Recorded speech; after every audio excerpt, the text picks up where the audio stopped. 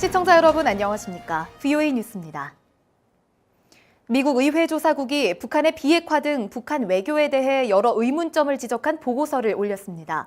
미북 정상회담과 세 차례의 남북 정상회담에도 북한은 여전히 핵시설과 핵물질에 대한 정보를 공개하지 않았다는 겁니다. 김칸희 기자의 보도입니다. 미국 의회 조사국이 발간한 북한 외교 10월 보고서입니다. 북한은 수년간의 적대적인 태세에서 올해 초 대화 공세로 전환해 미국, 한국, 중국과의 정상회담을 개최했고 한반도의 완전한 비핵화에 공개적으로 동의하면서 영변 핵시설의 완전한 해체에 동의했다는 것을 강조했습니다. 또 미국과 남북한은 종전선언의 첫 단계에 이르는 평화체제를 이루기로 했다고 소개했습니다. 보고서는 그러나 이런 북한의 태도에 의문점을 제기했습니다. 북한은 영변 외에 존재하는 핵시설과 보유하고 있는 핵물질의 양과 핵탄두에 대한 정보를 공개하지 않았다는 것입니다. 비핵화 시간표와 검증 과정 합의가 없다는 점도 지적했습니다.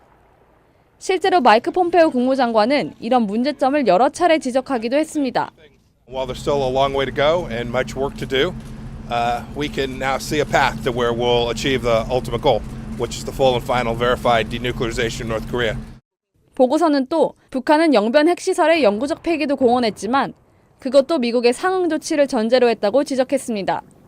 전문가들은 이 같은 북한의 외교는 거짓말의 연속이라고 비판했습니다. We've seen North Korea has not agreed to those, certainly not publicly nor in writing. 또 북한은 큰 양보를 얻기 위해 정상 간 회담을 추구한다면서 비핵화 세부 사항 조율을 위한 실무회담이 더 중요하다고 강조했습니다. VOA 뉴스 김칸희입니다. 북한의 인권 유린을 규탄하는 북한 인권 결의안 초안이 유엔 총회에 제출됐는데 이제는 결의안에 그칠 것이 아니라 정치범 수용소 방문 등 실질적 조치가 필요하고 미국이 강하게 나서야 한다는 지적이 나옵니다. 박승혁 기자입니다. 현재 유엔 총회 회원국들이 회람 중인 올해 북한 인권 결의안 초안은 북한의 조직적이고 광범위한 인권 유린을 강력히 규탄했습니다.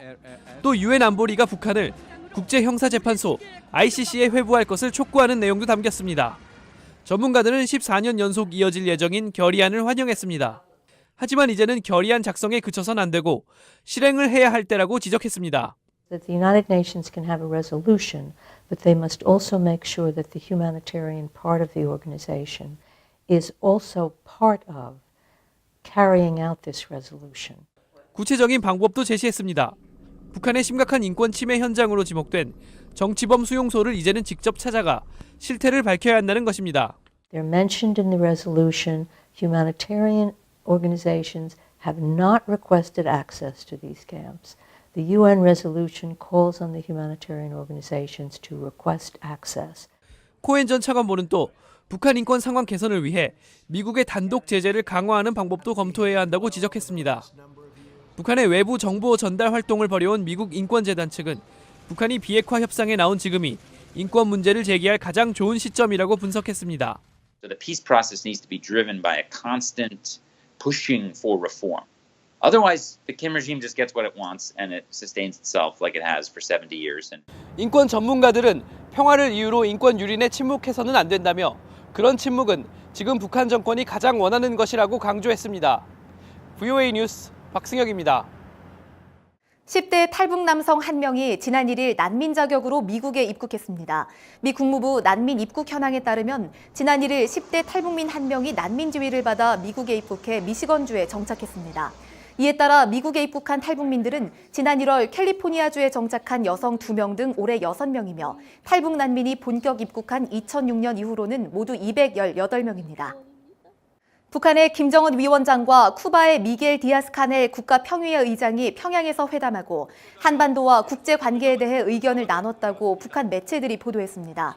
조선중앙통신은 두 정상이 동지적 친선적 분위기 속에 솔직하고 진지한 의견을 나눴다면서 지난 4일부터 이틀 동안 이어진 디아스 카넬 의장 일정을 자세히 소개했습니다. 이와 관련해 북한의 의전은 문재인 한국 대통령의 평양 방문과 판에 박은 듯 비슷했다고 한국의 언론이 보도했습니다. 탈북 한국군 포로들과 납북자 인권단체들이 북한 김정은 위원장을 국제형사재판소 법률 위반 혐의로 한국 검찰에 고발했다고 밝혔습니다.